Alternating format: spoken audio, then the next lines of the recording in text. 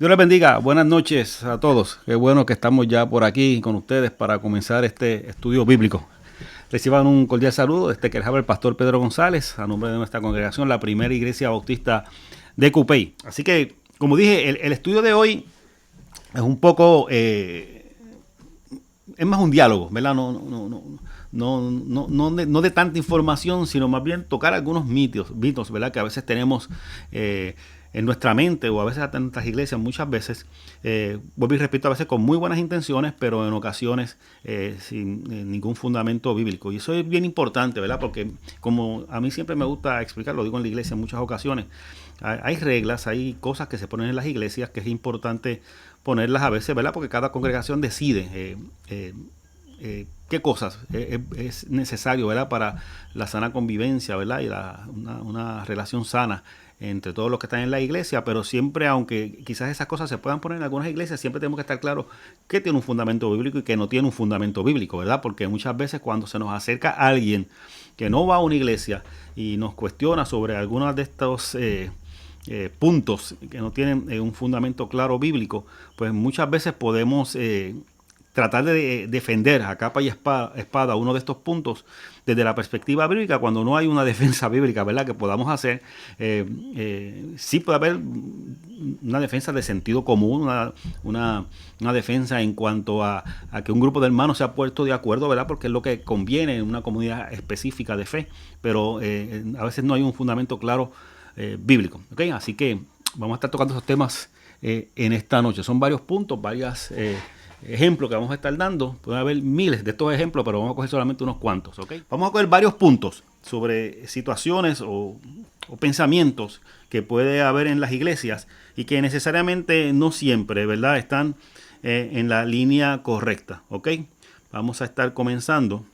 Los puntos que vamos a estar discutiendo en esta noche a veces son comentarios que la gente me hace, no solamente en la congregación en la cual yo pastoreo, sino en la calle, otras personas con las que uno comparte, uno ve, y no en este tiempo, a lo largo, ¿verdad?, de quizás de gran parte de mi vida, personas que a veces se acercan sabiendo que uno es pastor y le hacen algún tipo de pregunta o algún tipo de comentarios que le hacen a uno, y uno pues trata de contestarlo.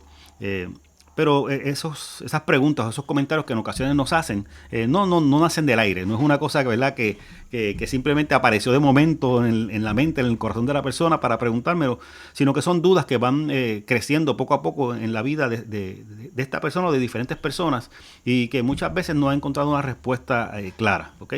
Y por eso que queremos tocar todos estos temas uno a uno. El primer tema que vamos a estar tocando en esta hora, por aquí, el primer tema que queremos estar tocando y que me han hecho comentarios en ocasiones, los cristianos se deben meter en la política. Yo no sé si ustedes han hecho esa pregunta, a mí me la han hecho en más de una ocasión, muchas veces me han hecho esa pregunta. Pero vamos a hacerla desde esta perspectiva. Vamos a verlo primero desde la perspectiva de la Biblia, ¿verdad? Porque el creyente debe partir de la Biblia, ¿verdad?, para los puntos que muchas veces está opinando. Y cuando alguien se le acerque a usted o se le ha acercado ya para preguntarle, mira, los cristianos se deben meter en la política, eso últimamente es un tema que ha estado muy, muy en boga, ¿verdad? Uno debe ir a la Biblia y decir, bueno, vamos a ver en la Biblia debe aparecer casos, a ver si realmente algún personaje bíblico se envolvió en un ambiente, ¿verdad?, de política. Y cuando hablamos de política, yo quiero estar claro, o sea, no estamos hablando de la politiquería, que es otra cosa, ¿verdad? La politiquería es otra cosa, donde simplemente usted es fanático de un partido político en específico y usted, ¿verdad?, quiere meterse y estar, ¿verdad?, en las caravanas y en las promociones y en las avanzadas y todo eso. No es eso a lo que me referimos. Cuando hablamos de política, es ese arte que se debe tener, ¿verdad?, para poder interrelacionarse con otras personas en el bienestar de una comunidad específica. Se supone, claro, a veces nosotros como puertorriqueños nos da trabajo entender eso porque a veces no es nuestra realidad, pero se supone que lo que persigue la política es tratar de de armonizar leyes, armonizar diferentes pensamientos, armonizar las diferentes posturas en medio de una sociedad y tratar de buscar el bien común para esa sociedad, tratar de alcanzar ciertos puntos que son sumamente importantes en medio de una sociedad en específico, ¿ok? Así que en términos generales eso es realmente lo que es hacer política, no es la politiquería, como dije hace un momento. Y hay dos casos muy, muy importantes que encontramos en la Biblia que nos hablan muy claro referente a lo que es ser parte, ¿verdad?, de la política de un gobierno en un momento dado en específico. Déjame ponerlo por aquí. Los casos que tengo. Por ejemplo, en la Biblia usted encuentra en Génesis 41, del 39 al 40, Génesis 41 del 39 al 40 dice lo siguiente. Y dijo Faraón a José, pues que Dios te ha hecho saber todo esto, no hay entendido ni sabio como tú. Le está hablando a José, el faraón en ese momento. Tú estarás sobre mi casa y por tu palabra se gobernará todo mi pueblo. Solamente en el trono seré yo mayor que tú. Ahí encontramos un caso muy típico, ¿verdad?, de las escrituras. Ya mismo cogemos el otro caso, en donde encontramos a José, que si usted, ¿verdad?, estoy seguro que ha escuchado en más de una ocasión la historia de José, este muchacho que llega a Egipto, llega como esclavo, luego va preso y tantas cosas. La cosa es que al final de cuentas, ¿verdad?, porque no vamos a decir la historia de José ahora, no es sobre esto el estudio, pero sí este hombre, luego de pasar muchas vicisitudes, logra caer en gracia con el faraón, y faraón no era otra cosa que el líder político de Egipto en ese momento. Era el líder político, el faraón era el gobernante, ¿verdad?, de ese país, de Egipto en ese momento. Y José, por las situaciones, ¿verdad?, por las que atravesó en Egipto, logró ponerse en gracia con el faraón, y el faraón lo puso en el puesto político más importante, escúcheme bien, el puesto político más importante que había en Egipto después de él. Claro, no lo iba a poner igual que él o mayor que él, tampoco el faraón era bobo. Lo puso en el puesto político más grande, ¿verdad?, que había en Egipto en ese momento. En otras palabras, él era el segundo al mando, ¿ok? En Puerto Rico, pues, puestos políticos son el gobernador, son los senadores, son los alcaldes, son los legisladores de la Cámara. Son puestos políticos que sí están administrando políticamente un pueblo, pero es porque llegaron a ese poder, a esa posición, llegaron siguiendo los procesos políticos correspondientes. En el caso de Puerto Rico, ¿verdad?, esos procesos políticos son las elecciones. En el caso de Egipto, el proceso era, ¿verdad?, la genealogía, ¿verdad? El faraón tenía un hijo y el hijo era el que le correspondía. Cosa que no le debe parecerle, ¿verdad?, tampoco una cosa tan bárbara, porque aún en nuestros días eso sucede. Usted toma, por lo menos en Inglaterra está la reina, y la reina llegó ahí porque su papá fue rey, y posiblemente cuando la reina de Inglaterra no esté, el que ocupe el trono va a ser ya no el hijo, ¿verdad?, porque ya el hijo ya dijo que no iba, pero sería en este caso el nieto, que le correspondería ser el próximo rey. O sea que aún en nuestros días ese proceso político de la monarquía todavía existe sobre la faz de la tierra, y se lleva con mucha por muchos países todavía lo realizan, ¿ok? Pero independientemente, ¿verdad?, del sistema, lo importante es que hay un proceso para que un político específico pueda alcanzar esa posición de poder en medio del país en el cual está, ¿verdad?, o el que va a estar a cargo. Y desde esa perspectiva, José alcanzó un puesto político. Y déjeme decirle algo, alcanzó un puesto político primero porque tenía sus capacidades, pero segundo porque dentro de esas capacidades Dios le permitió, ¿verdad?, tener las posibilidades, y le permitió tener las circunstancias adecuadas para llegar a ese poder político, ¿ok? Otro caso que también se menciona en la Biblia se encuentra en Daniel 2:48. Daniel 2:48. Dice así la poderosa palabra de Dios. Entonces el rey engrandeció a Daniel y le dio muchos honores y grandes dones, y le hizo gobernador de toda la provincia de Babilonia y jefe supremo de todos los sabios de Babilonia. ¿Ok? Otro caso que tenemos en donde un personaje bíblico, un personaje muy importante, Daniel es un personaje muy importante dentro de lo que es la realidad bíblica, también tuvo una posición de privilegio, una posición políticamente de mucho poder en medio de lo que era el imperio de Babilonia. Así que, ¿por qué damos estos ejemplos? Porque es importante entender que el que un cristiano se envuelva en procesos políticos no debe condenarse. A mí no me gusta, yo no me envolvería en procesos políticos porque primero el Señor no me ha llamado a eso, en segundo lugar, ¿verdad? No me interesa, nunca me ha interesado, así que si el Señor me llamara en un momento dado, yo creo que yo pelearía mucho porque no sé, no me gusta ese ambiente, pero también tengo que respetar que hay personas que sienten en su corazón que pueden ser parte de un proceso político porque quieren realizar una buena tarea. Claro, hay que analizar el corazón y nosotros no podemos analizar el corazón si la persona está entrando porque realmente quiere realizar un buen servicio, porque simplemente es por conveniencia, ¿verdad? De posición, ¿verdad? Para tener un privilegio y tener otras intenciones, ¿verdad? Ocultas que uno no sabe. Pero uno no conoce el corazón, uno no conoce la mente, uno no conoce los pensamientos. Así que en ese aspecto, uno simplemente porque la persona esté envuelta en un sistema, quiera estar en el sistema político, no podemos decir, ¿verdad?, que está condenado por la Biblia. Porque ya he dado dos ejemplos donde hay personajes que han tenido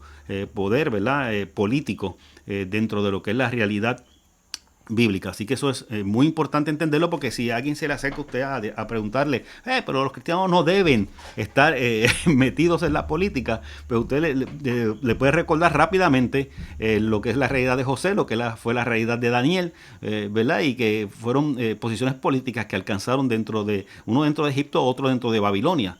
Así que no es algo ajeno, no es algo nuevo, ¿verdad?, que haga algún creyente. Claro, es importante entender que una cosa, y a veces ahí la confusión, una cosa es que un creyente quiere correr dentro de lo que es el ambiente político, y otra cosa es que la iglesia se envuelva dentro de lo que es ese ambiente político. Y son dos cosas muy diferentes, ¿verdad? Cuando decimos creyente es una persona que tiene su fe cristiana y que simplemente desea correr en una posición en un momento dado, con todo su derecho. Pero cuando hablamos de la iglesia como institución, ya estamos hablando de otra cosa. Ya no es lo mismo. La iglesia, sí, estamos claros que no debe envolverse en lo que es la política, ¿ok? ¿Por qué? Porque mire, la historia nos ha demostrado que no es, que no es correcto.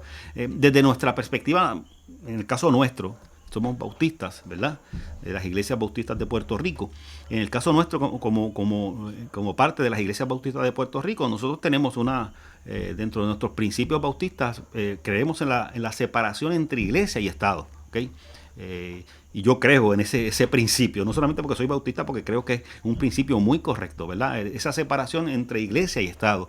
Pero recuerde, es la separación entre iglesia y entre Estado. No es la separación entre el creyente y el Estado, porque el creyente es parte de la sociedad, el creyente debe ejercer su función, ¿verdad? Si así lo desea, porque tampoco es obligado. Su función de votar, él debe estar informado de las cosas que están pasando en su país, qué personas están envueltas en la corrupción, ¿verdad? O qué personas están haciendo un buen trabajo para que cuando ejerza su derecho al voto pueda hacerlo de una forma bien informada, ¿verdad? Y tomando una decisión con la dirección correcta, ¿ok? Así que el creyente no se divorcia del proceso político del país en el cual está. Pero una cosa es el creyente y una cosa es la iglesia como institución. Claro, la iglesia se compone de creyentes, pero lo que quiero decir es que una cosa es mi pensar en personal, y otra cosa es la posición que toma la iglesia, ¿verdad?, como institución. Y como dije, esto la historia nos ha enseñado que es lo correcto.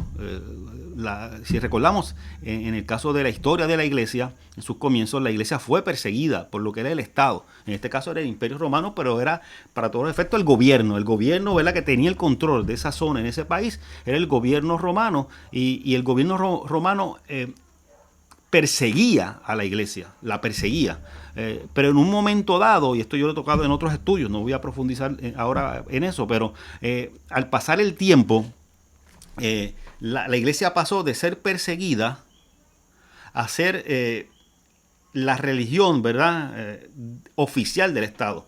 Primero el Estado, el gobierno romano perseguía a los cristianos, pero posteriormente ese mismo gobierno romano tomó la religión cristiana y la hizo la religión oficial del gobierno, del Estado. Y entonces es interesante porque entonces esos líderes religiosos comenzaron a tener también no solamente ya un poder religioso, comenzaron a tener un poder político.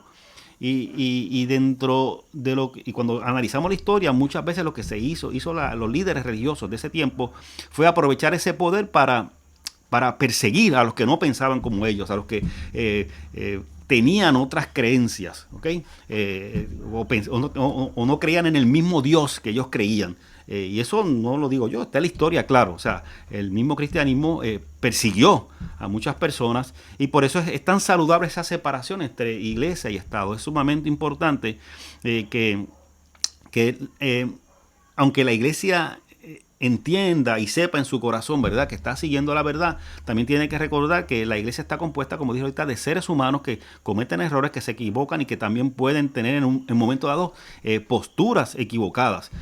Además de que el Estado está para defender, el gobierno se supone que esté para defender, ¿verdad?, los derechos y los privilegios, ¿verdad?, de todos los ciudadanos, sean cristianos o no sean cristianos. Entonces, cuando unimos la religión, en este caso el cristianismo, con el Estado, se puede dar el caso de que las personas que no profesen nuestra misma fe comiencen de una forma u otra a sentirse marginados en este aspecto.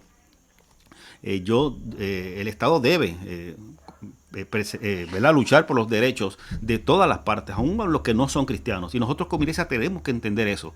Claro, nuestra función como iglesia es predicar el Evangelio de Jesús, predicar esa realidad bíblica, esa realidad del Evangelio, para que esas personas que no conocen al Señor puedan conocerlo a través de nuestra predicación y de nuestro testimonio, de una forma u otra.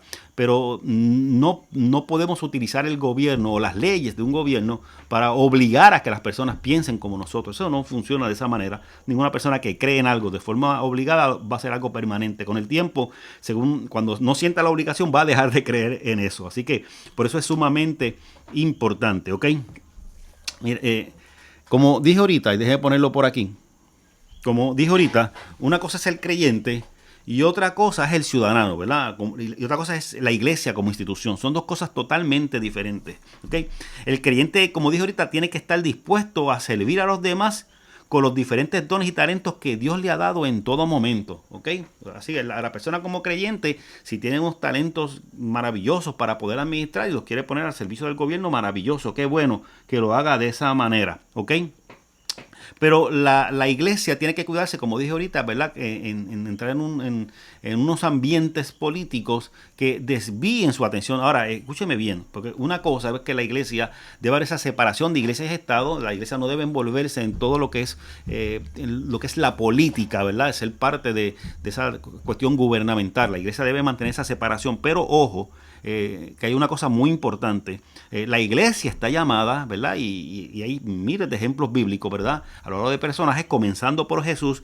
La iglesia está llamada a denunciar donde hay injusticia. Estamos llamados a denunciar donde quiera que haya injusticia.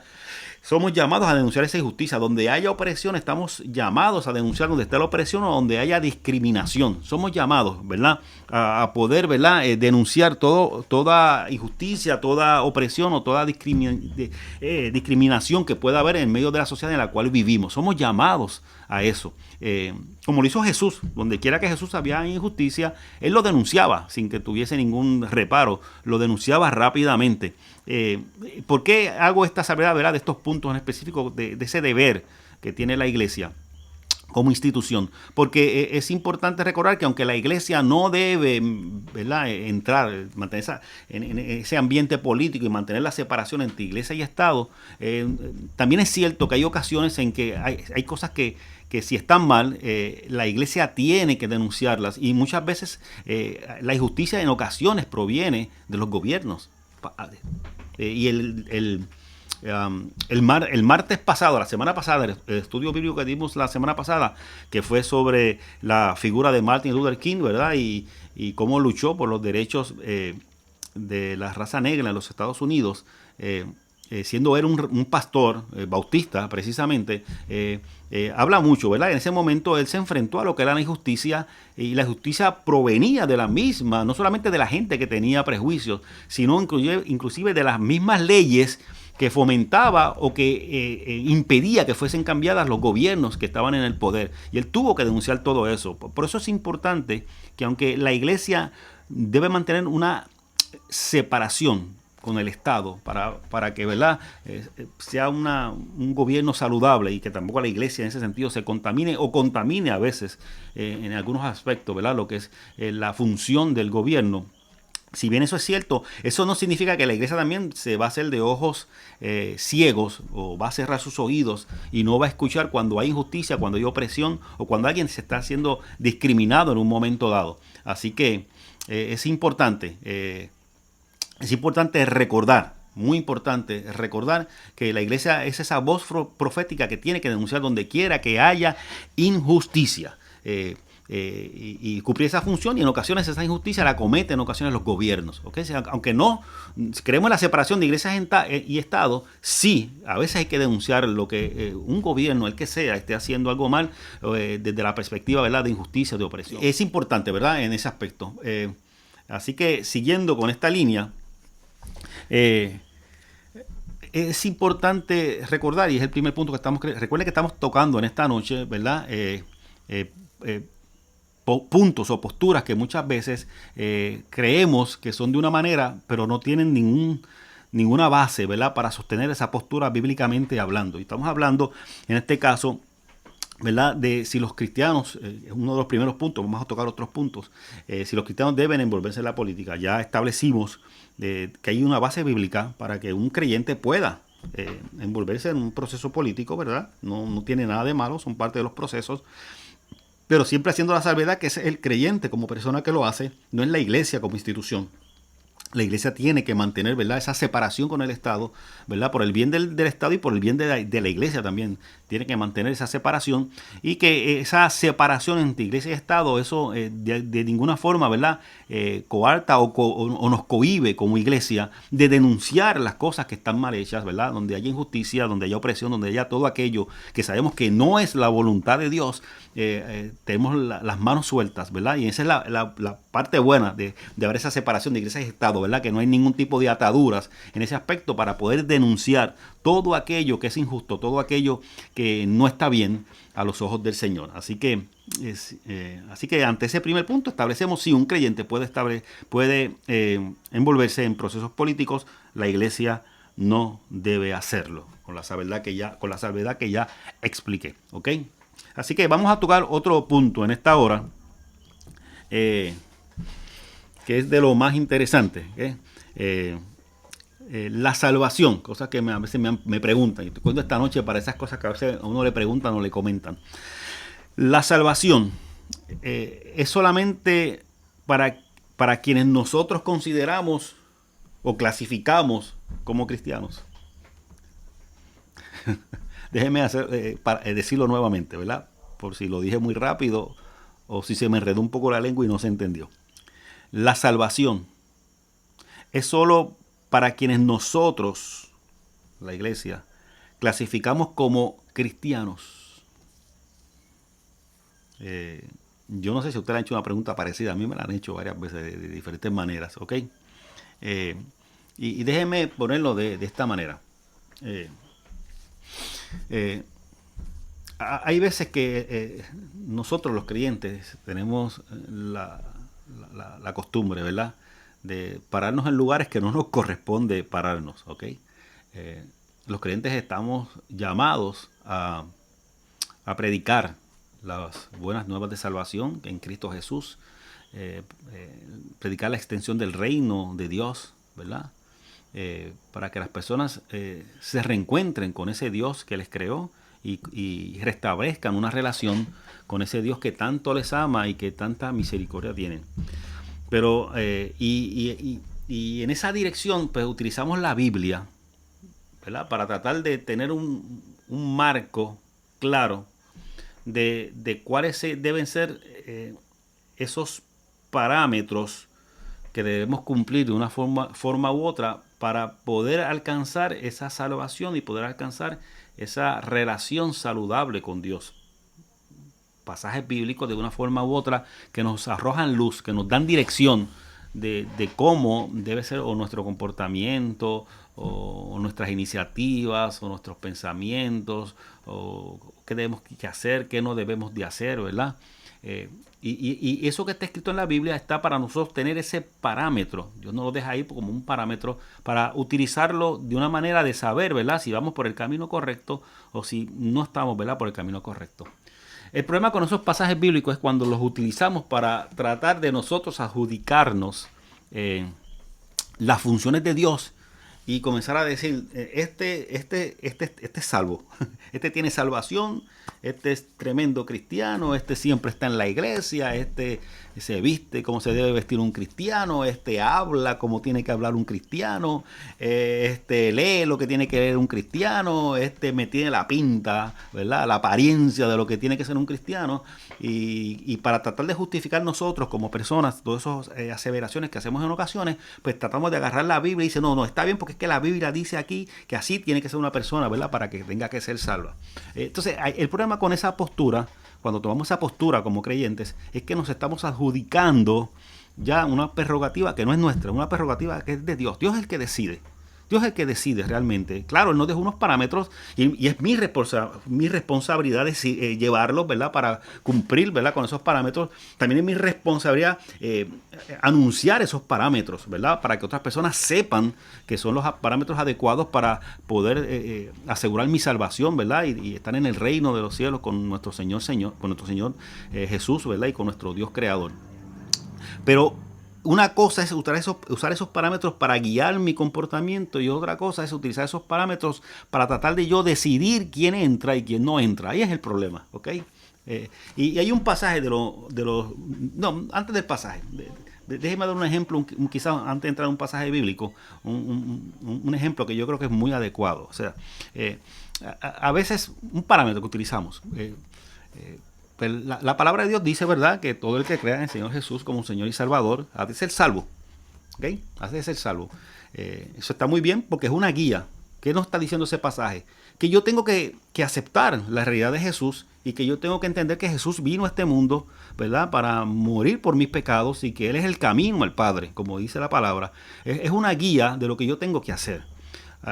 Ahora, cuando yo quiero decir, la persona que no se ha relacionado con Jesús o que no ha aceptado a Jesús está en el infierno, ahí yo comienzo a tener problemas, porque ya comienzo a pararme en una postura que yo no tengo forma de saberlo. Y el ejemplo que voy a traer es el siguiente, un ejemplo.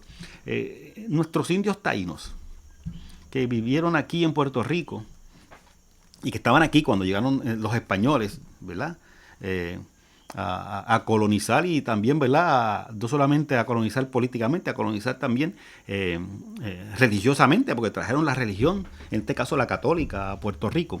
Esos indios taínos que estaban antes de que esos españoles llegaran, que llegaran Colón, Ponce de León y todos los demás, ¿verdad?, que llegaron de Europa, de España, esos taínos que estaban en Puerto Rico, que vivían aquí, que no sabían, porque no existía en Puerto Rico una Biblia que anunciara el Evangelio de Jesús, que no saben nada de la vida de Jesús y que simplemente no conocían. Yo sería irresponsable si yo dijese que cada uno de estos indios taínos estaría en el infierno. No podría decirlo, porque aunque lo que yo leo literalmente en la Biblia me dice que si no acepto a Jesús, ¿verdad?, aceptar a Jesús es una condición, ¿verdad?, para la salvación. Aunque yo lea eso en la Biblia, yo no puedo apartar lo que yo estoy leyendo del sentido común. ¿Ya? Ese indio taíno nadie leyó esa Biblia. No, pero los españoles llegaron después. Estoy hablando de los que estaban antes de los españoles. Esos indios que estaban aquí, nadie les leyó la Biblia. No sabían de la existencia de Jesús. Ellos tenían que tener unos valores, unas reglas aquí. Me imagino yo que habían indios muy buenos y habían indios malos, porque en todas partes del mundo donde hay seres humanos hay personas buenas y personas malas. Me imagino que había personas indios con muy buenos sentimientos, indios que ayudaban a sus compañeros, indios que hacían las cosas bien, y que me imagino que habían indios también que hacían las cosas mal y que quizás, ¿verdad?, no hacían lo que tenían que hacer. La pregunta es, esos indios entonces que no conocieron que su pecado es haber nacido geográficamente en un lugar donde el evangelio no había llegado, el pecado de ellos sería haber nacido geográficamente en ese lugar, están condenados al infierno. Mire, yo no tengo respuesta para eso. Porque lo fácil sería decir, no, pues están perdidos porque no aceptaron a Jesús. Pero soy responsable porque el Dios en el cual yo conozco es un Dios de orden. Dios no va a juzgar ni a condenar a nadie a quien no le dio la oportunidad de conocer eso que se supone que conocieran. ¿Cómo Dios va a bregar o bregó con esos indios, verdad? Pues yo no sé. Yo lo que sí sé es que el Dios en el cual yo creo es un Dios justo. Y es un Dios que no va, ¿verdad?, a condenar, ¿verdad?, al martirio eterno a seres humanos que no tuvieron la oportunidad de decidir, escoger, que ni siquiera se conocían nada de esa realidad. No sé si usted me está siguiendo, me está entendiendo. Lo que quiero explicar con esto es que tenemos que tener mucho cuidado en tomar pasajes bíblicos y simplemente utilizarlos a mansalva y mandar a la gente al infierno, ¿verdad? Porque no cumplió con uno de los parámetros que estaba escrito allí. ¿Okay? Fíjese que yo comencé diciendo que esos parámetros son importantes que estén porque nos dan dirección, nos dan guianza, nos permiten de una forma u otra tratar de saber cómo tenemos que comportarnos, qué cosas tenemos que hacer, qué cosas no tenemos que hacer. Pero esos pasajes lo que no nos dan es la autoridad o la potestad para nosotros adjudicar quién se perdió, quién no se perdió, quién se salvó, quién está allá arriba, quién está allá abajo, como decimos a veces, ¿verdad?, de forma sencilla o pueblerina. Eso no hay forma de saberlo. Por eso hay que tener mucho, mucho cuidado. De hecho, hay un pasaje de lo más interesante. Hay un pasaje que se encuentra en dos evangelios en específico. Uno se encuentra en Mateo, pero ese mismo pasaje también se encuentra en el evangelio de Lucas, ¿ok? Y yo voy a leerlo con mucha calma. Yo quiero que usted escuche detenidamente. Voy a leer los dos pasajes, tanto el de Mateo como el de Lucas, ¿verdad? Porque hay ciertas variantes y yo quiero que usted lo escuche con detenimiento. Dice, Mateo capítulo 8, los versículos del 5 al 13. Dice, entrando Jesús en Capernaum, vino a él un centurión rogándole y diciendo, Señor, mi criado está postrado en casa, paralítico, gravemente atormentado. Y Jesús le dijo, yo iré y le sanaré. Respondió el centurión y dijo, Señor, no soy digno de que entres bajo mi techo, solamente di la palabra y mi criado sanará. Porque también yo soy hombre bajo autoridad y tengo bajo mis órdenes soldados y digo a este ve y va y al otro ven y viene y a mi siervo haz esto y lo hace. Al oírlo Jesús se maravilló y dijo a los que le seguían, de cierto os digo que ni aún en Israel he hallado tanta fe. Y os digo que vendrán muchos del oriente y del occidente, y se sentarán con Abraham e Isaac y Jacob en el reino de los cielos, mas los hijos del reino serán echados a las tinieblas de afuera. Allí será el lloro y el crujir de dientes.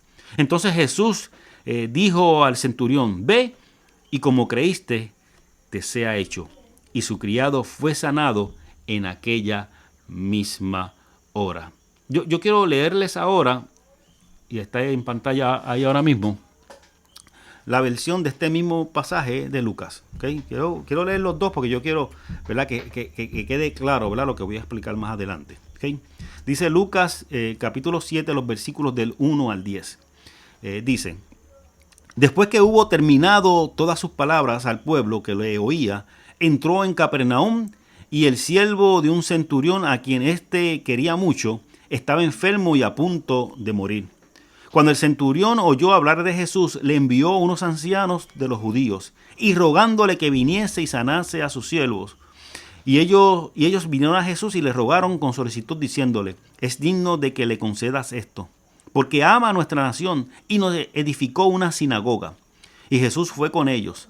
Pero cuando ya no estaban lejos de la casa, el centurión envió a él unos amigos diciéndole, Señor, no te molestes, pues no soy digno de que entres bajo mi techo, por lo que ni aún me tuve por digno de venir a ti. Pero di la palabra y mi siervo será sano. Porque también yo soy hombre puesto bajo autoridad, y tengo soldados bajo mis órdenes, y digo a este ve y va, y al otro ven y viene, y a mi siervo haz esto y lo hace. Al oír esto, Jesús se maravilló de él, y volviéndose dijo a la gente que le seguía, os digo que ni aún en Israel he hallado tanta fe. Y al regresar a casa, los que habían sido enviados hallaron sano al siervo que había estado enfermo. Este pasaje es de lo más interesante porque está muy en línea de lo que estábamos hablando anteriormente. Mire, lo primero, este pasaje se desarrolla en Capernaum. Capernaum era la ciudad en donde vivía Jesús. ¿Ok? Sabemos que Jesús, ¿verdad?, creció en Nazaret con sus padres, pero en un momento dado ya, cuando es adulto, se traslada a Capernaum. Así que Jesús vivía en esta ciudad. En esta ciudad conocían muy bien a Jesús. O sea, Jesús no era una persona que pasó por ahí como por otras ciudades que él pasó llevando el mensaje de salvación, el mensaje del reino. En este caso era el lugar, el pueblo de donde él vivía. ¿Okay? Así que esa gente le conocía muy bien. Y es interesante que, por ejemplo, en el caso de Mateo, el Evangelio de Mateo que leímos primero, es interesante que dice que Jesús se encuentra con el centurión. La conversación se da directamente con el centurión. Mientras que en el caso de Lucas, cuando Lucas lo narra, recuerden, ¿verdad?, que siempre puede haber estas diferencias porque son diferentes circunstancias que están narrando y hay mucho tiempo de diferencia. Eso lo he explicado en muchas otras ocasiones. Pero cuando Lucas trata de narrar esta misma circunstancia, él dice que Jesús no habló con el centurión, sino que el centurión envió a alguien a hablar con Jesús. ¿Ok?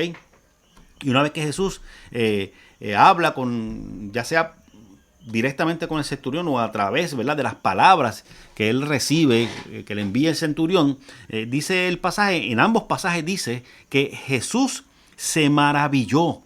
¿De qué se maravilló? De la fe que tenía este centurión. Yo quiero que usted tenga algo claro antes de seguir. El centurión era un soldado romano.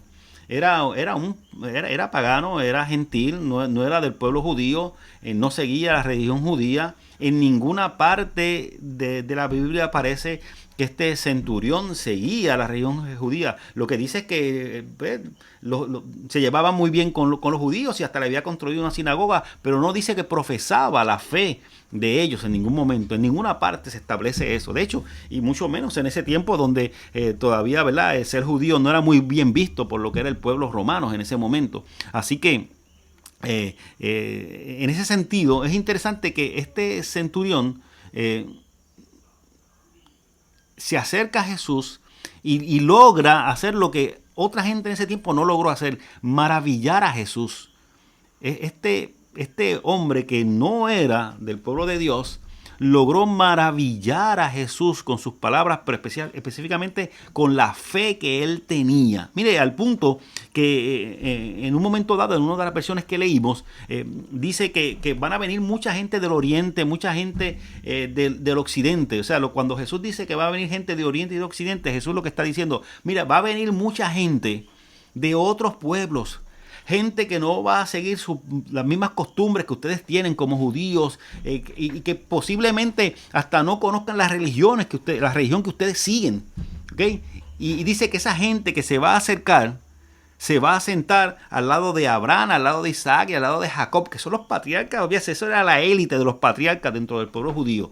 Así que este hombre, dice Jesús, que iba a tener el privilegio de sentarse, ¿verdad?, en un momento dado, ¿verdad?, en el reino al lado, porque ya Abraham y Isaac y Jacob habían muerto. O sea, así que cuando dice que se iba a sentar junto a ellos, está hablando de que sería ya en el reino venidero, no en esta tierra, porque ya ellos habían fallecido. O sea, que estos que vienen de oriente, estos que vienen de occidente, estas personas como ese centurión, que aunque no eran parte del pueblo de Dios, le habían asombrado con su fe, se iban a sentar al lado de estas personas. Y pregunto yo, cuando lleguemos al reino de los cielos, ¿cuánta gente nos encontraremos allá arriba que quizás usted piensa, con los parámetros que utilizamos ahora muchas veces, pensamos que no son merecedores de la salvación? La pregunta sería, los que nosotros clasificamos como merecedores de esa salvación, ¿los encontraremos allá arriba? Porque como estaba explicando en un principio, ahorita, o sea, a fin de cuentas, quien tiene la potestad de decidir es Dios, no soy yo. Y a mí me gustaría ver a uno de nosotros allí, cuando estemos allí en la puerta del cielo y nos encontremos con Dios y empecemos a ver a la gente pasando. Me gustaría ver a alguno de nosotros discutiendo con Dios. Dios, pero ¿cómo tú dejas entrar a fulano? O a fulana. No debe estar aquí, no le corresponde. Y me imagino la mirada de Dios diciendo, bueno, ¿quién eres tú para decidir quién entra o quién no entra aquí? Y quizá decir, no, pero es que yo seguí los parámetros que tú me estableciste. Pues muy bien, lo hiciste muy bien. Usted recuerda la parábola del hombre que estaba trabajando, ¿verdad? Para su señor, ¿verdad? En los campos. Y estuvo todo el día trabajando. Y el dueño, ¿verdad? De estos campos se fue a la plaza y buscó más gente. Y a mediodía llegó otra gente a trabajar. Y al final del día vino el dueño de la hacienda y le pagó, ¿verdad? Que estuvo todo el día una cantidad. Y cuando vienen los que habían trabajado la mitad del día, le pagó la misma cantidad. Y el dueño, y el que había recibido, ¿verdad? El que había trabajado todo el día se molesta. Es una parábola de Jesús y se molesta y dice, pero ven acá, ¿cómo es posible que tú me estés pagando a mí lo mismo que a él o a ella? Si yo estuve todo el día y él apenas estuvo un rato, no tuvo menos tiempo que yo. Y el dueño de la hacienda lo que le dice a este hombre, pero ven acá, no te estoy dando lo que te prometí, no te estoy pagando lo que acordamos. Te estoy dando lo que acordamos.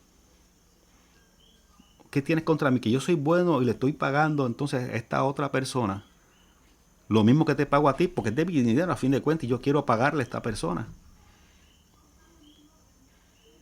Y hay veces que nosotros podríamos a veces aparentar como creyentes, en ocasiones, que nos molestaría si Dios, en su misericordia, le otorga esa salvación a una persona que no cumplió con los parámetros que yo cumplí.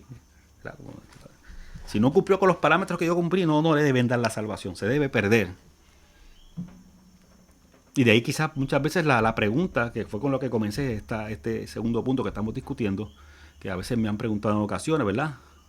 La salvación es solamente para aquellas personas que nosotros clasificamos como cristianos.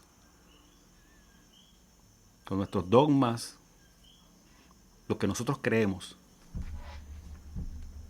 O Dios se dio y entregó su autoridad en las manos nuestras y nos dijo, bueno, ya yo puse los parámetros, ya yo no tengo ya poder para decidir nada, así que ya yo le dije a usted, así que de ahora en adelante es como ustedes digan. Dios sigue siendo soberano. Y lo más importante aún, hermano y hermana que me estás escuchando, es que Dios conoce los corazones. Nosotros podemos ver las apariencias, lo que nosotros creemos que es, pero quien realmente conoce el corazón y conoce los pensamientos, conoce las luchas, el esfuerzo que está haciendo cada persona, solamente es Dios el que conoce eso. Por eso es que es Él el único que puede tomar esa decisión. Así que tenemos que tener mucho cuidado nosotros, y fue por lo que comencé esta parte que estamos discutiendo. Nosotros estamos para anunciar las buenas nuevas del reino, para extender ese reino, ¿verdad? Sobre la humanidad, para que la gente pueda restablecer esa relación con Dios, arreglar su vida. Pero tenemos que tener mucho cuidado, ¿verdad? En no pisar el terreno que no nos corresponde y comenzar nosotros a tratar de juzgar quién es el que es o quién es el que no es. Eso solamente Dios es el que sabe. Dios es el que conoce realmente si debe ser de una forma o debe ser de la otra. ¿Ok? Otro punto que queremos discutir en esta noche, de lo más interesante también, que a veces me han traído este punto. Está por aquí.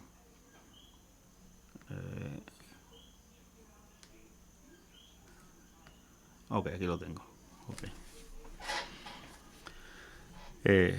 Y es algo que a veces me han preguntado y me han, en más de una ocasión. De hecho, para ser exacto, la semana pasada estuve hablando con alguien sobre este punto. Y es si los suicidas se van al infierno. Las personas que se suicidan, si se van al infierno. Y hay veces que esto se dice con una autoridad tremenda. La Biblia dice que los suicidas no entrarán al reino de los cielos. Eh,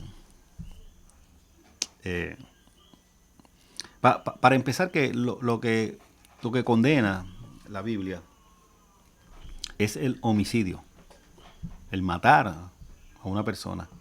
Por ende, también ahí entra la parte del suicidio, ¿verdad? Porque ahí sería matarse a uno mismo. Y de ese lado es que entra realmente, ¿verdad? Que es lo que tenemos en los 10 mandamientos: no matarás. No matarás. Y en ese aspecto, aunque dice no matarás, entra también, ¿verdad? El hacerse daño a uno mismo en ese aspecto, ¿ok? Es interesante porque, y en la Biblia aparecen casos, por ejemplo, el mismo rey Saúl, que él mismo se quitó la vida para que otra persona no lo matara. Él mismo se quitó la vida, él mismo se lanzó sobre su espada para morir, ¿ok? Eso está en 1 Samuel 31:4. Después lo puede buscar con calma y verlo, ¿verdad? Pero mire, a veces tenemos que tener mucho cuidado, ¿verdad? Porque hay veces que nosotros, tratando de demostrar nuestro expertise bíblico, ¿verdad? Y decirle a la persona, ¿verdad? Esto es lo que dice la Biblia, para que no sé a veces si es para arrojar luz o es para simplemente demostrar que yo conozco la Biblia. Hay veces que tener cuidado con eso, puede haber orgullo en ciertos momentos. En el siglo XIX, los científicos sociales, los que trabajan con lo que es la conducta social, la conducta humana, comenzaron a ver el suicidio como un problema social.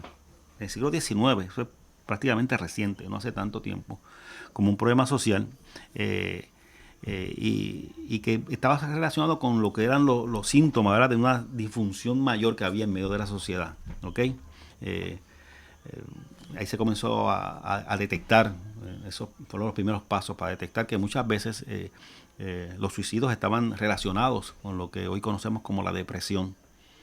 Depresión, que podía ser una depresión profunda que tuviese una persona, o pudiese ser también un shock, ¿verdad?, que te hace entrar en una depresión rápida, pierdes a un ser querido, pierdes el control, y terminas en un momento dado quitándote la vida, dentro, ¿verdad?, del trauma que estás pasando en ese momento.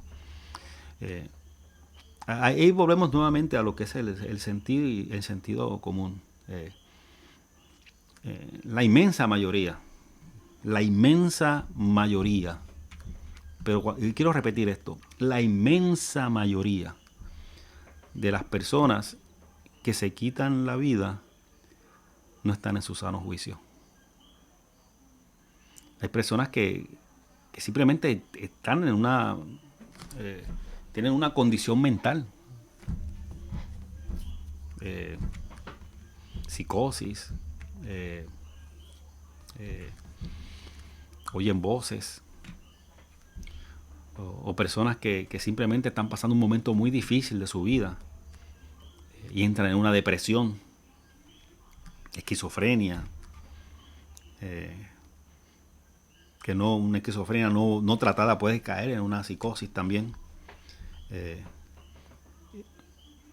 Y son personas que no están en su sano juicio. Y volvemos otra vez a lo mismo. Usted puede tratar de hacer todo el análisis bíblico, teológico, pero usted no puede separar su análisis bíblico del conocimiento que usted tiene de su relación con Dios.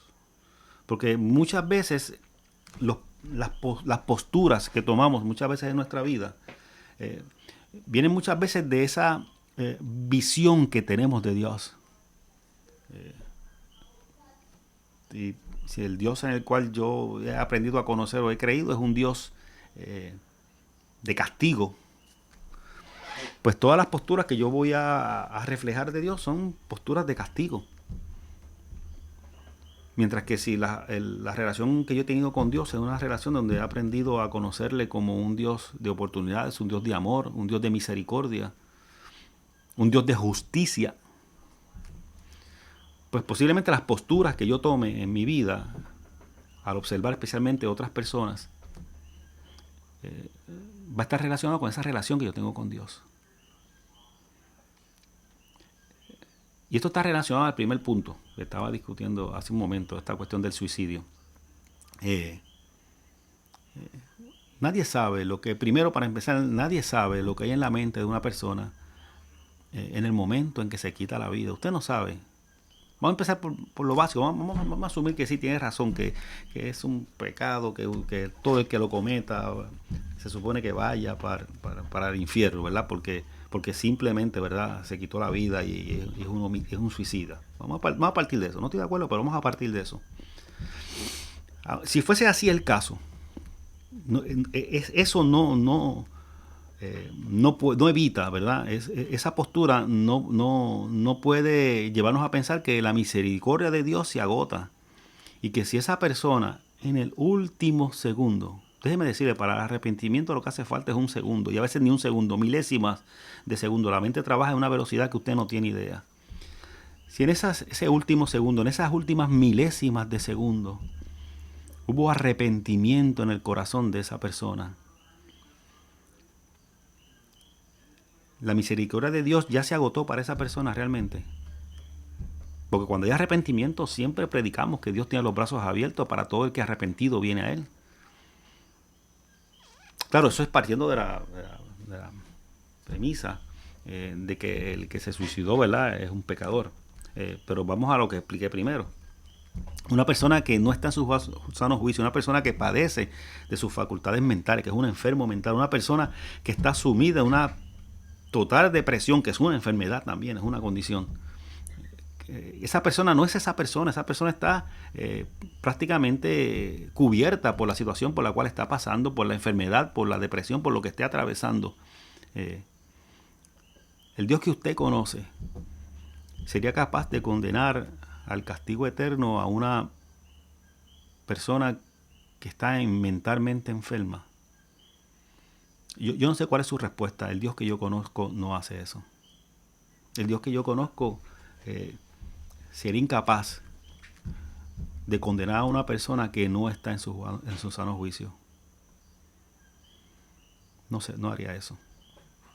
Así que en ese sentido tenemos que tener mucho cuidado, ¿verdad? Cuando en ocasiones, ¿verdad?, queremos adjudicar, ¿verdad?, y dar como cierto, ¿verdad?, eso que se repite tanto de boca en boca, ¿verdad? Los suicidas no irán al reino de los cielos. Los suicidas, ¿verdad?, irán al infierno, como quienes son más crudos, ¿verdad?, lo dicen de esa manera. Tengo que tener mucho cuidado. Porque cuando analizamos con profundidad no soporta el análisis bíblico. No lo soporta de ninguna manera el análisis bíblico. Y es lo que estamos hablando esta noche. Esto es cuando hablamos ahora del suicidio, es como hablamos de los puntos anteriores. Mitos que muchas veces tenemos en las iglesias y que a veces comenzamos a tenerla como si son la verdad más absoluta bíblica. Y hay veces que algunos de estos mitos no soportan en lo más mínimos un análisis bíblico. Y sí, sabemos, se usan muchos pasajes, el cuerpo es el templo de Dios, y es Dios el que da la vida, y el ser humano, todo eso lo sabemos. Pero no podemos olvidar lo que ya explicamos. Esa persona está en su sano juicio. Entonces, el problema con esto no es el daño que hacemos a la persona. La persona, a fin de cuentas, si se suicidó, murió. Esa persona, pues ya, en ese sentido, no tiene ningún tipo, ¿verdad?, de forma de escucharle a usted. Pero esa familia que queda alrededor,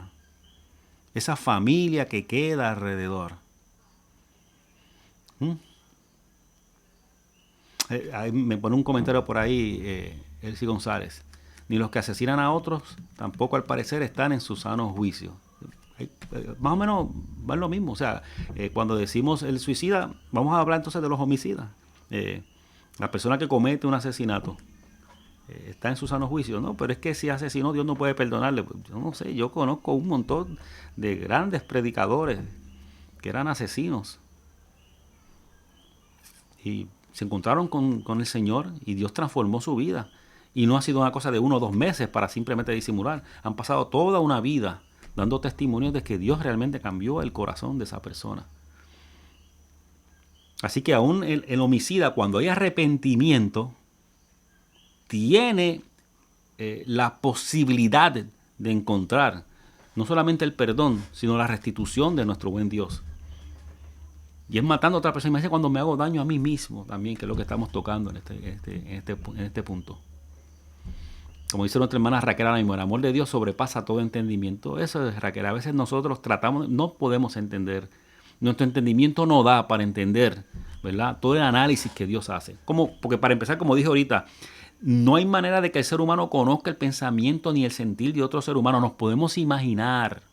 Pero sí Dios sí conoce el corazón, Dios conoce cada pensamiento. Por eso es que Dios sí puede tomar la decisión que nosotros no podemos tomar en cuanto a la salvación de una persona, especialmente una persona que cometió suicidio. Hay que tener mucho cuidado con eso. Y vuelvo y digo, no tanto por la persona ya falleció, de cuenta.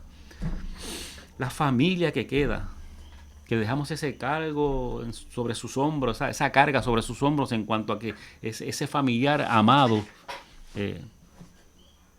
esté en el infierno porque cometió suicidio. Cuidado. Mitos que muchas veces comenzamos a utilizar y que no tienen ningún tipo de fundamento. ¿Ok? Vamos a seguir con los puntos que tenemos. Otro punto que tenemos para esta noche, y vamos a buen paso, así que yo creo que nos va a dar tiempo para todo. ¿Ok?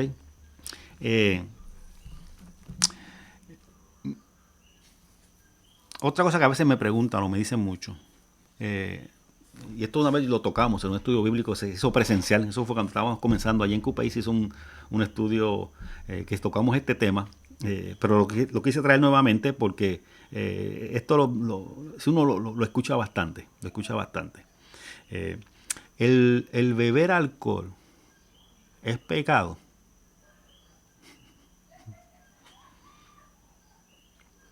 Gracias, Ismael, que nos está aportando por ahí, ¿verdad? Nos recuerda la historia de Nicky Cruz. Claro que sí, Nicky Cruz. Con su vida ha demostrado que no fue apariencia lo que hizo. Dios lo transformó. Y su vida, una vida, yo no sé cuánto lleva, quizás, Ismael, tú me puedes arrojar luz, yo no sé cuántos años lleva ya desde que se entregó su corazón al Señor Nicky Cruz, pero yo me imagino que debe ser más de 30 años. Fácilmente. Cuidado si anda por los 40 años, fácilmente. Debe ser más, pero bastante más de 30 años. En 30 años nadie puede disimular tanto. Así que gracias, Ismael, por ese ejemplo, ¿verdad?, de Nicky Cruz, ¿verdad? Una persona que ha dado testimonio que Dios le transformó su vida. Un ser que tendrá sus defectos, pues nadie es perfecto, pero ha dado testimonio de que su conversión fue genuina. ¿Ok?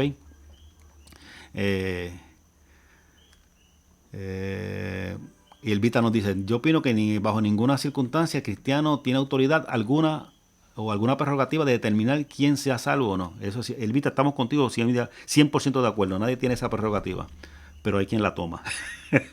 Lamentablemente, no debería ser, pero hay quien la toma, lamentablemente, y por eso hacemos estos estudios, porque hay veces que tomamos esas posturas y nos basamos sobre mitos, porque son mitos. Cuando vamos realmente al análisis bíblico, no soporta ese análisis. Nuestra hermana Edna también habla del Chino Millán, correcto, ese es más reciente. Ismael nos dice que el caso de Nicky Cruz son más de 50 años, díganme ustedes, más de 50 años. No puede haber disimulado por más de 50 años. Algo pasó en aquel corazón, algo hizo Dios en el corazón de esa persona. ¿Ok? El otro tema, que ya lo acabo de mencionar, hice un alto, ¿verdad?, porque veo los comentarios y siempre me gusta, ¿verdad?, interaccionar con ustedes para que poder hacer esta conversación y no ser solamente yo de este lado. Es el caso del beber alcohol. El beber alcohol es pecado, ¿verdad? Mire, hay muchos pasajes en cuanto a lo que es beber alcohol, en cuanto a lo negativo, ¿verdad? Porque tiene un aspecto negativo.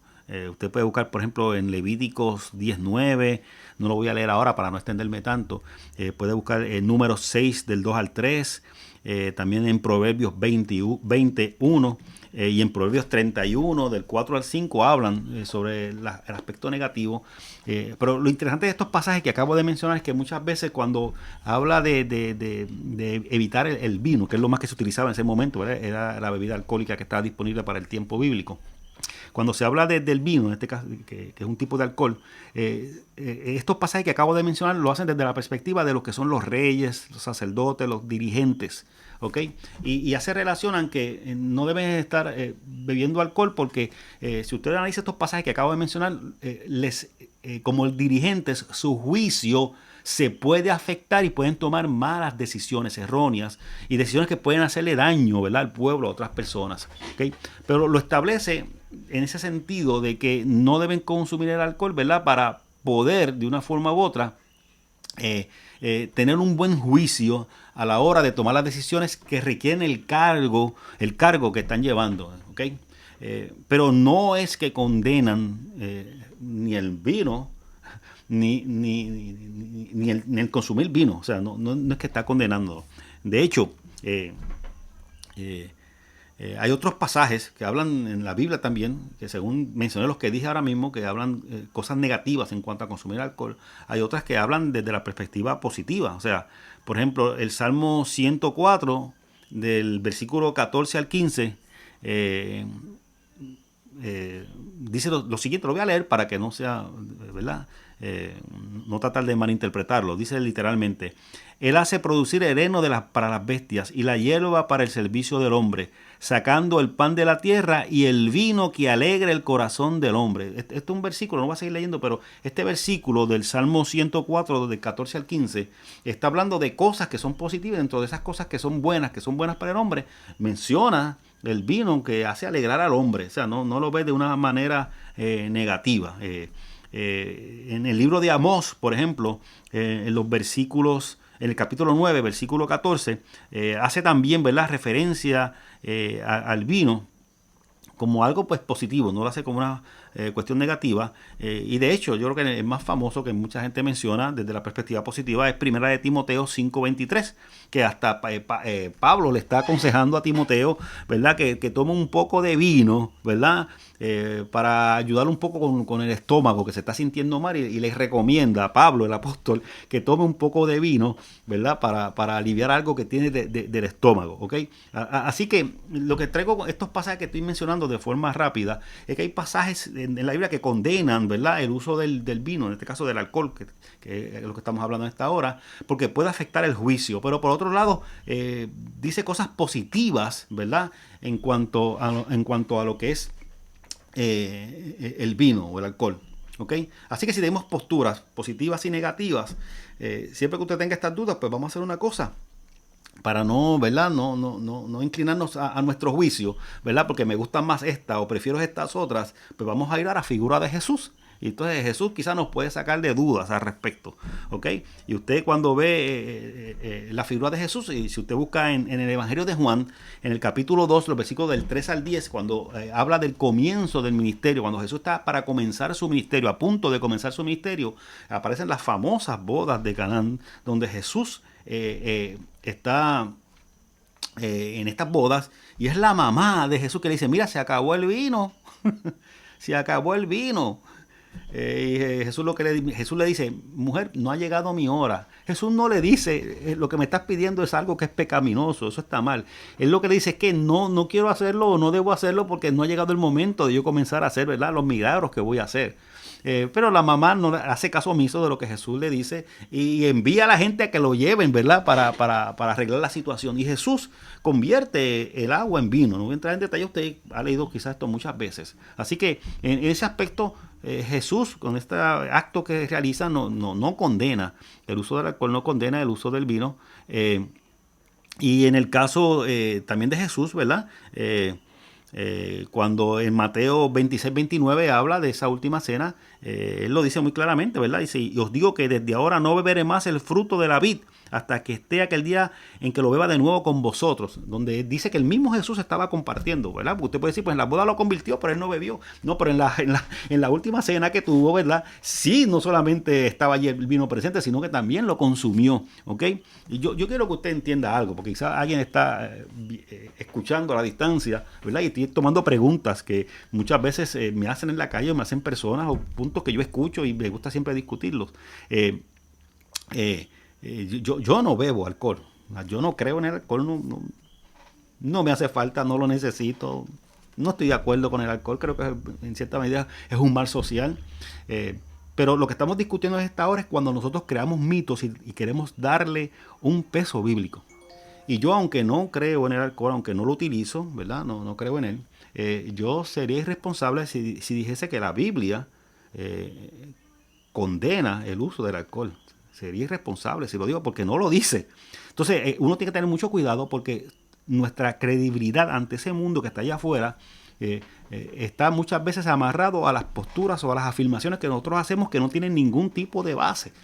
Porque si decimos posturas que no tenemos una base bíblica para soportarlas realmente, esa gente que nos está escuchando allá afuera dice, pero dijo esto y eso no tiene ninguna base bíblica. Y uno tiene que cuidarse. Claro, que uno tenga una preferencia y que uno puede pensar que uno quiere decir, pues que eliminen el alcohol de la faz de la tierra porque se van a acabar un montón de males. Pues mira, mucha gente podría pensar eso y no hay ningún problema. Pero no podemos jalarlo al punto de decir, la Biblia dice que el alcohol es pecado, porque no lo dice. ¿Qué es lo que dice la Biblia realmente? La Biblia lo que condena es la embriaguez. La embriaguez.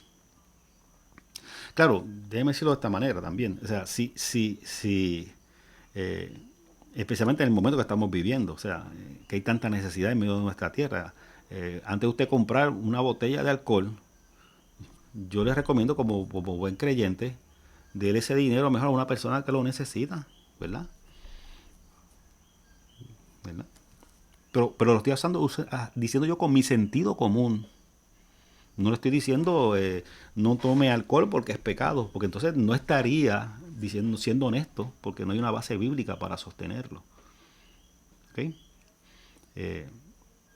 Pero seamos honestos, si uno le dice a la persona, mira, el alcohol, yo no, lo digo yo en mi carácter personal, yo no uso alcohol porque yo no creo en eso, punto, no lo uso.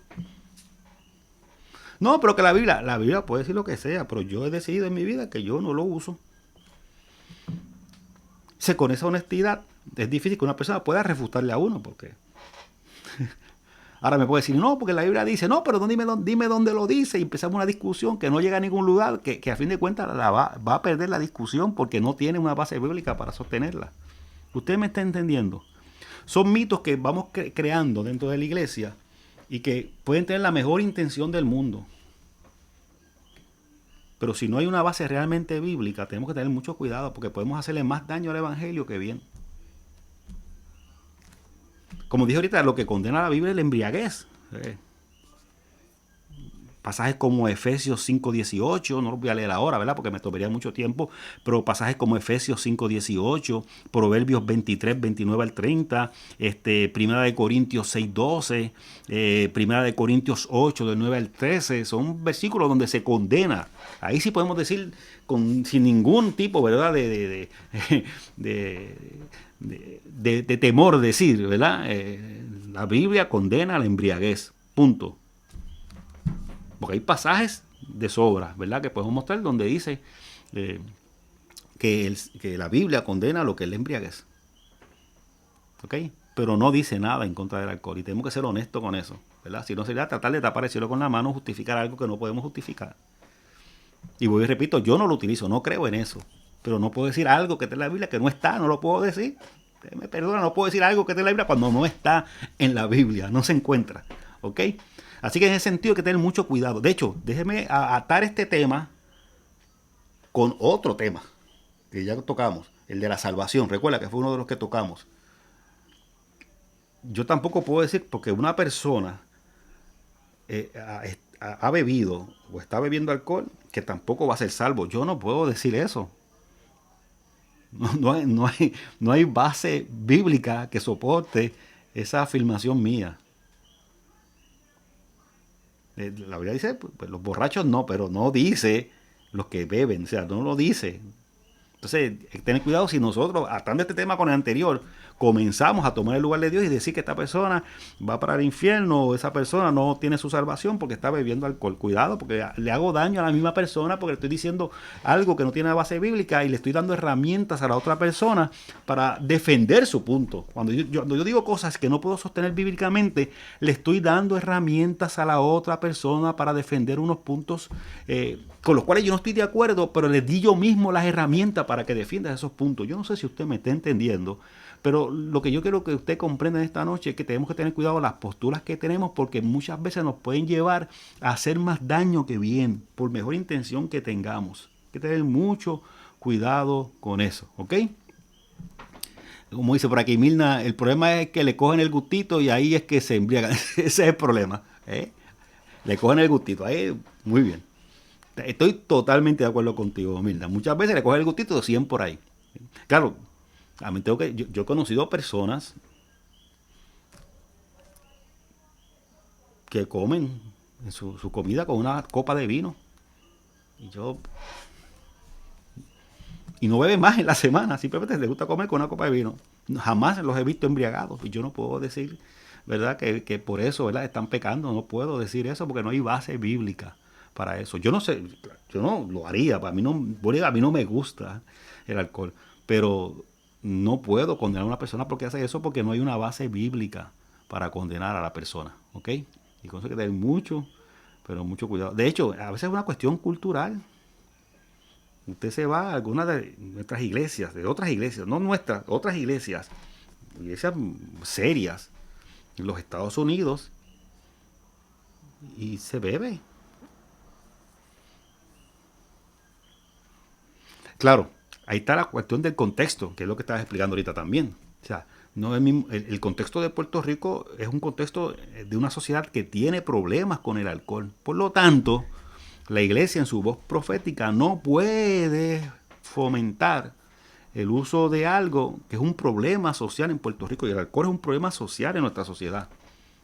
Yo puedo hablar de otra sociedad, yo puedo hablar de la nuestra, que es la que yo conozco. Y en otra sociedad el alcohol es un problema. Y en ese aspecto, pues yo no puedo recomendar como iglesia que lo haga. Pero una cosa es que yo no recomiende que lo hagan y una cosa es que yo brinque, ¿verdad? Más allá y diga, el que lo hizo, el que se bebió una copa de vino con su comida, es una persona, no es salvo, no puedo. La sábana no da para tanto, ¿ok? Así que tener mucho cuidado, ¿verdad? Con esas posturas en muchas ocasiones, ¿ok? Por acá, que es lo que me está faltando. Yo creo que los he cuidado casi todos. Oye, son las 57, me he portado bien hoy, estoy bastante a tiempo. Déjeme ver, ya cogí esta. Ajá. La estoy marcando aquí, que no se me quede ninguna. Sí, yo creo que las cubrí prácticamente todas, ¿ok? Mire, y con esto voy ya más o menos ya redondeando, ¿verdad? Ya tocamos 4 puntos, tocamos en esta noche de mitos que muchas veces quieren, ¿verdad? Se ponen a veces en las iglesias tratando de darle una tónica bíblica y no hay, ¿verdad?, forma bíblica de poder sostenerlas. Pero déjeme redondear esto con algo muy importante que estuvimos hablando esta semana en una de las sesiones de Zoom que tuvimos en la iglesia. Y es en cuanto al estudio de la Biblia. Muchas veces estas confusiones llegan porque cuando comenzamos a estudiar la Biblia, no la conocemos, primero, y segundo, podemos leerla de una forma o en un orden que nos puede, más que ayudar, nos puede confundir. La Biblia es palabra de Dios, la Biblia, ¿verdad?, tiene bendición para nosotros, pero a pesar de todo eso, la Biblia hay que saber leerla y leerla, ¿verdad?, como debe ser. En ese sentido, yo siempre me gusta que las personas tengan mucho cuidado cuando comienzan a leer la Biblia. Lo estuvimos comentando con una hermana nuestra, ¿verdad? En una de las sesiones de Zoom tuvimos una conversación muy maravillosa con el grupo que estaba allí y fue muy hermoso, nos trajo unas dudas y no sé si estará conectada, pues nuestra hermana Evelyn y la pasamos súper bien, ¿verdad? Con esas maravillosas preguntas que ella trajo y fue hermoso. Y dije que iba a aprovechar para tocarlo en el estudio bíblico de esta semana y así que estoy aprovechando también para eso. Así que si Evelyn está por ahí, mis saludos para ella y un abrazo, ¿verdad? Allá en Ponce. Mire, es importante recordar que a veces cuando comenzamos a leer la Biblia, hay que tener mucho cuidado, especialmente con lo que es el Antiguo Testamento. El Antiguo Testamento es bastante complicado en ciertos puntos. Hay unas partes que son sencillas, pero hay ciertos puntos que son un poco complicados de entender y que sin leerlos a la luz de lo que es la figura de Jesús, nos puede llevar a tomar posturas que más que de bendición pueden ser de maldición. Y esto puede parecer fuerte, pero hay que tener mucho cuidado. ¿Por qué? Porque en el Antiguo Testamento se habla de la historia de un pueblo en donde hay guerras, en donde hay matanzas, en donde hay tantas cosas que pueden ser chocantes para nosotros Y si nosotros no vemos eso a la luz de la figura de Jesús y a la luz del desarrollo de un pueblo que fue creciendo y que cometió errores en ese camino, si no lo vemos, ¿verdad?, con esa y teniendo en cuenta, ¿verdad?, que quienes escriben la Biblia sí están escribiendo en cierta medida con una revelación de Dios, pero también están plasmando en las páginas de la Biblia sus posturas humanas también. ¿Okay? Y en ese sentido hay que tener mucho cuidado. Por eso todo lo que usted lea, especialmente en el Antiguo Testamento, es importante que usted siempre lo pase por el filtro de Jesús. Hay todo. Porque para empezar, somos cristianos. ¿Verdad? Si usted es otra cosa, pues no aplica. Pero si nos llamamos cristianos, significa que nuestro modelo, nuestro filtro debe ser Jesús, que es el Cristo. ¿Okay? Por eso es que somos cristianos.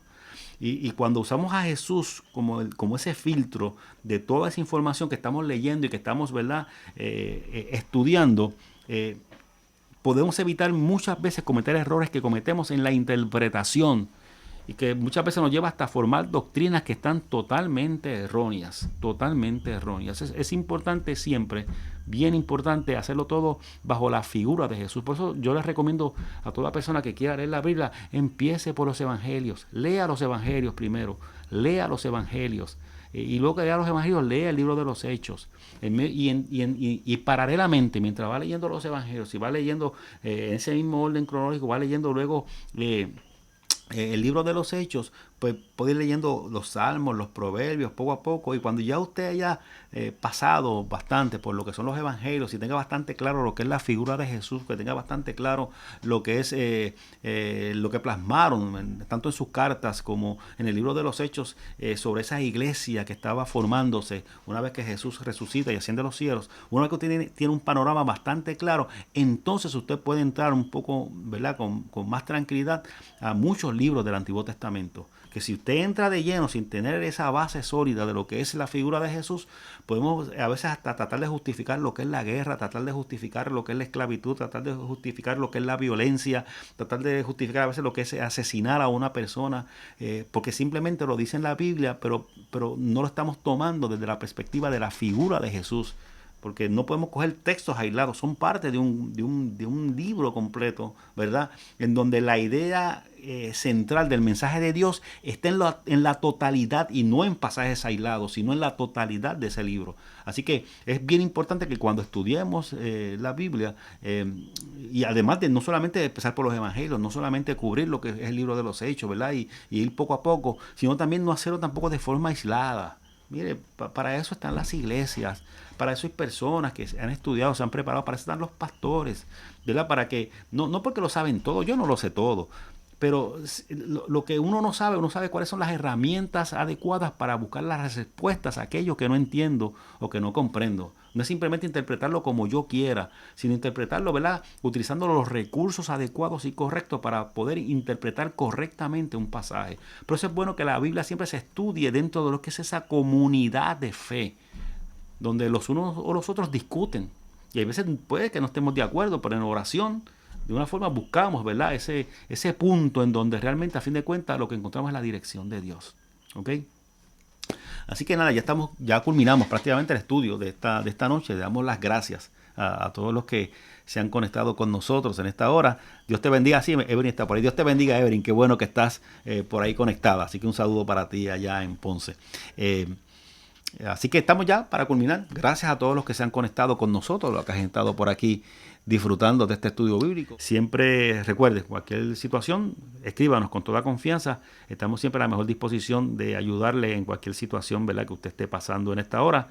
No solamente para nuestra gente de la iglesia, sino para todos aquellos que se conectan, ¿verdad?, y que quizás o asisten a otra iglesia o no están asistiendo a alguna iglesia, tengan la confianza de acercarse, ¿verdad?, y comunicarse con nosotros, porque queremos caminar con ustedes y ayudarles en todo lo que ustedes necesiten. Así que vamos a orar en esta hora para culminar esta experiencia de esta noche.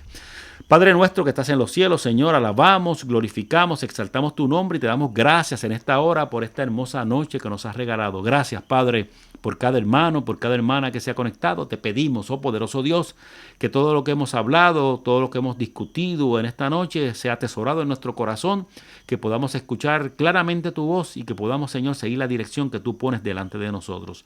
Te pedimos, Señor, por cada persona que se ha conectado en esta hora y por sus respectivas peticiones, Señor. Ahora, Señor, que sea sobre cada uno de ellos la bendición del Padre, la del Hijo y la del Espíritu Santo.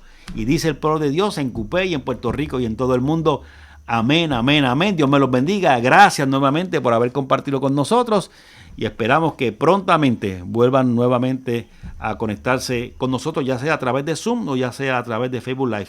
Y recuerden, siempre los domingos a las 10:30 de la mañana, todos los domingos en la primera iglesia bautista de Cupey. El culto ese sí es presencial, pero también usted puede conectarse si lo desea a través de Facebook Live, 10:30. Primera iglesia bautista de Cupey, busca esa página en Facebook, que por donde mismo nos está viendo en esta hora, y el domingo a las 10:30 puede disfrutar también de ese servicio con nosotros. Así que Dios les bendiga y que la paz de Dios sea con cada uno de ustedes en esta hora. Bye, nos vemos y que descansen. Dios les bendiga.